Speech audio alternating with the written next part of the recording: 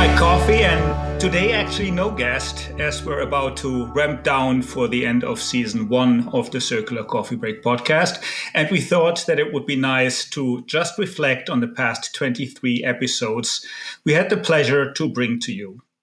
Anyway, welcome to the Circular Coffee Break podcast.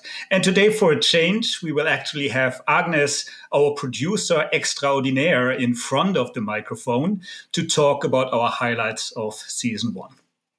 Now, Agnes, for the past year, you have been the one working behind the scenes to transform our recordings into the podcast everyone knows.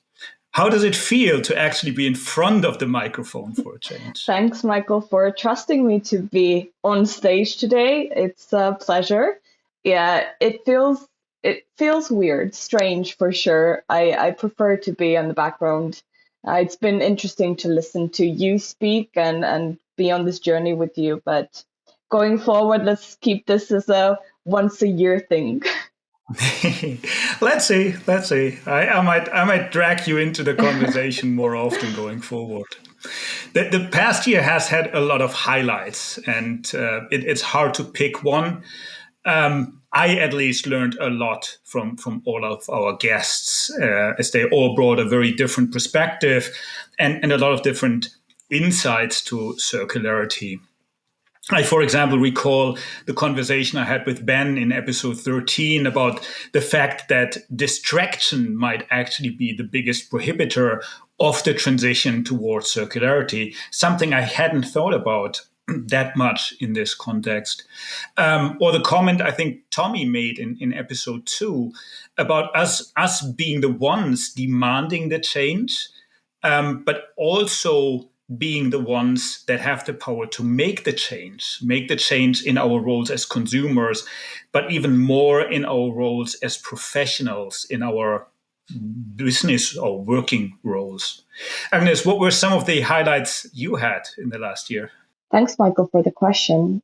Some of my favorite parts about this year is hearing about all those amazing innovations in the market that I hadn't actually heard about before.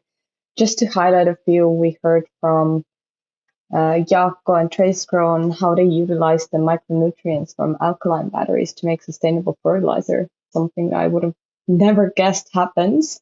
Or from Shahriare and Spinverse that generate natural fibers from cellulose. And then Mendy and Nanso have come together to offer those repair and reuse services, and that's wonderful to hear.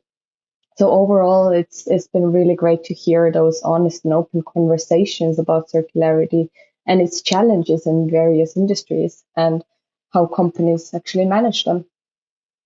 Yeah, absolutely. And I would really like to thank our guests here for, as you said, the very open and honest discussions, the points they brought to the table and their willingness to share those with all of us to learn and to get new ideas on what to do. What our listeners do not always see is the fact that not everything goes according to plan, but that sometimes we have to, let's say, improvise. So thanks a lot, Agnes, for making me look good in the final podcast and for getting rid of all these bloopers and all of the things that do not belong into a professional podcast. So thanks a lot. Thank you, Michael. So the last year has been a fantastic learning journey, and I would really like to thank our guests and you, the listeners, for joining us. I'm excited to see what season 2 will hold, as we have a lot of great guests lined up, and we're actually planning to expand our presence also to Medium and YouTube. So also look out for our content on these 2 platforms in the next year.